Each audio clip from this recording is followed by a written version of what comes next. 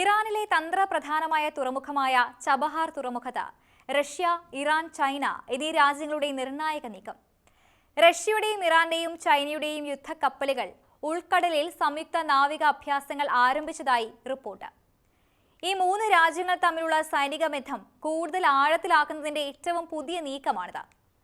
Security belt 2025 എന്ന് വിളിക്കപ്പെടുന്ന ഈ അഭ്യാസം 2019 ശേഷമുള്ള അഞ്ചാമത്തെ അഭ്യാസമാണ്. ഈ നാവിക അഭ്യാസത്തിന്റെ നേട്ടങ്ങൾ എന്തൊക്കെയാണ്? ഈ നീക്കത്തിലൂടെ രാജ്യങ്ങൾ ലക്ഷ്യം വെക്കുന്നത് എന്താണ്? വിശദമായി പരിശോധിക്കാം.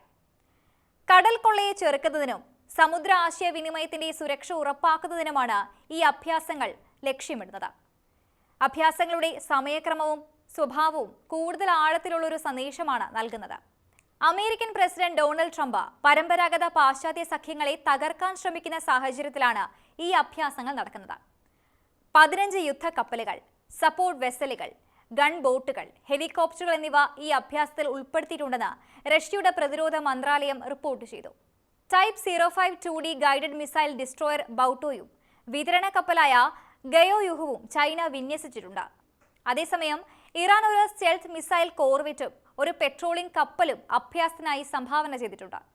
ഈ അഭ്യാസങ്ങൾ പ്രാദേശിക സുരക്ഷയും സഹകരണവും ശക്തിപ്പെടുത്തുക എന്ന ലക്ഷ്യത്തോടെ ഉള്ളതാണെന്ന് പറയപ്പെടുന്നുണ്ട്. എങ്കിലും വിശകലന വിദഗ്ധർ അവയെ വ്യക്തമായൊരു ഭൗമരാഷ്ട്രീയ തന്ത്രമായിട്ടാണ് കാണുന്നത്.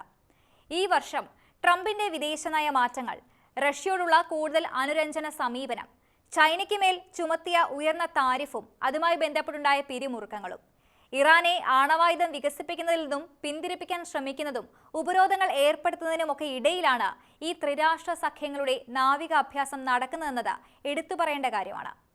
എന്നിരുന്നാലും ചൈനയും റഷ്യയും അവരുടെ സഖ്യത്തിൽ തന്നെ ഉറച്ചു നിൽക്കുകയാണ് ചെയ്യുന്നത്. 2025 ഫെബ്രുവരി 24 റഷ്യയുടെ യുക്രൈൻ അധിനിവേശത്തിന്റെ 3ാം വാർഷികത്തോടനുബന്ധിച്ച് നടത്തിയ ഒരു ഫോൺ കോളിൽ ചൈനീസ് പ്രസിഡന്റ് ഷീ ജിൻപിങ് പുടിനുമായുള്ള തന്റെ പരിധികളില്ലാത്ത പങ്കാളിത്തം വീണ്ടും ഊട്ടിയുറപ്പിച്ചു. ഇത്തരം ചർച്ചകളിലൊക്കെ തന്നെ ഇരു രാജ്യങ്ങളുടെയും ബന്ധത്തിന്റെ നിലനിൽപ്പാണ് പ്രകടമാകുന്നത്. അവർക്കിടയിൽ വിള്ളൽ വീഴ്ത്താനുള്ള ഏതെങ്കിലും ബാഹ്യശക്തികളുടെ ശ്രമങ്ങളെ ഇരുകൂട്ടരും ശക്തമായി തന്നെ എതിർത്തിരിക്കും. അമേരിക്കയും ഇറാനും തമ്മിലുള്ള സംഘർഷം വർദ്ധിച്ചു വരുന്ന സാഹചര്യത്തിൽ നാവികാഭ്യാസത്തിന്റെ സമയം പ്രത്യേകിച്ചും ശ്രദ്ധേയമാണ്. ടൈംസ് ഓഫ് ഇസ്രായേൽ പറയുന്നതനുസരിച്ച് ഇറാന്റെ എണ്ണ കയറ്റുമതി വെട്ടിക്കുറയ്ക്കുകയും ആണവ അഭിലാഷങ്ങൾ നിയന്ത്രിക്കുകയും ചെയ്യുക എന്ന ലക്ഷ്യത്തോടെ ട്രംപ് ഇറാനെതിരായ തന്റെ പരമാവധി സമ്മർദ്ദ പ്രചാരണം പുനരുജ്ജീവിപ്പിച്ചിട്ടുണ്ട്. ട്രംപിന്റെ ഈ നിലപാടിനെതിരെ ഇറാൻ ശക്തമായി രംഗത്തും വന്നിട്ടുണ്ട്. മാത്രമല്ല, ഇറാൻ, ചൈന, റഷ്യ രാജ്യങ്ങളുമായി പ്രതിരോധ ബന്ധം ശക്തിപ്പെടുത്തിയിട്ടുണ്ട്. അതേസമയം ഒമാൻ ഉൾക്കടൽ അഭ്യാസ സ്ഥലമായി തിരഞ്ഞെടുത്തത് യാദൃച്ഛികമായ കാര്യമല്ല. ലോകത്തിലെ സമുദ്ര എണ്ണ വ്യാപാരത്തിന്റെ 25% കടത്തുപോകുന്ന ഹോർമുസ് കടലിടുക്കിലേക്കുള്ള ഒരു നിർണായക കവാടമായി ഈ സമുദ്രമേഖല പ്രവർത്തിക്കുന്നുണ്ട്. സമുദ്ര സുരക്ഷയ്ക്കുള്ള ഏതെങ്കിലും ഭീഷണികൾ നിരീക്ഷിക്കുന്നതിനായി ബഹ്റിൻ ആസ്ഥാനമായുള്ള അമേരിക്കയുടെ 5ാം കപ്പൽപ്പട ഈ മേഖലയിൽ ഗണ്യമായ നാവിക സാന്നിധ്യം നിലനിർത്തുന്നുണ്ട്.